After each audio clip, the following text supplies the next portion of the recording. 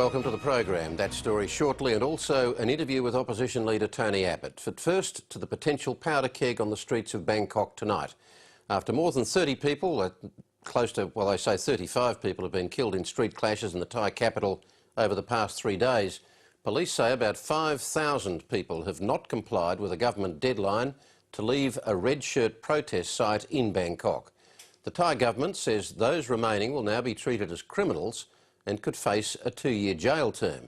The protest leaders are advising peaceful resistance, warning those still at the protest site to refrain from fighting back if the army moves in. But of course it's not as simple as that.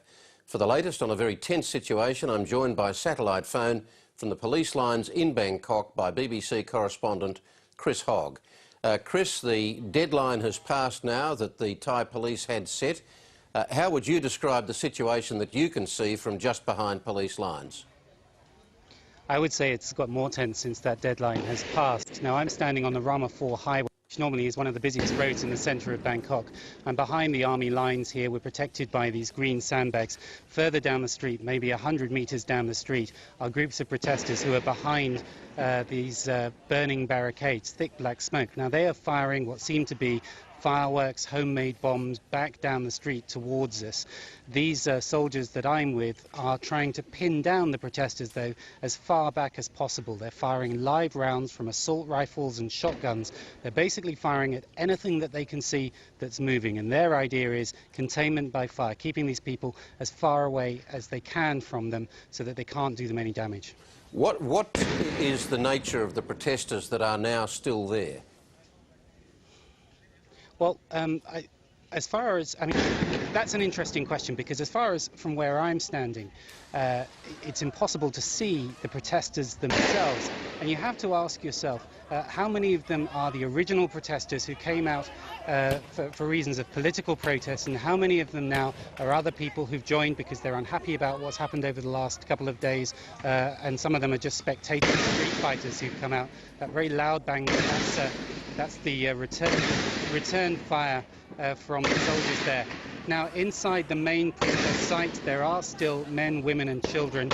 There is the hard core of the political protesters. They are in that main protest site, and they are gathered around the main stage in the centre of that that area. Well, now, the protesters, of course, are playing high stakes here, but so is the government. What is at stake right now? The stakes couldn't be higher, really, for both sides. I mean, the red shirt leaders, they have been accused of terrorism. Terrorism carries the death penalty if they are found guilty. So the stakes are very high for them indeed. For the government, so much blood has already been shed in this military operation. They really have no alternative but to carry it through to the end. But it's very difficult to see, one, how long that's going to take. If they do enter the camp, then there is the potential for a very great loss of life there, because this will be fighting in the middle of an urban area. It's going to be very, very difficult to do indeed, and there are a lot of vulnerable people still there.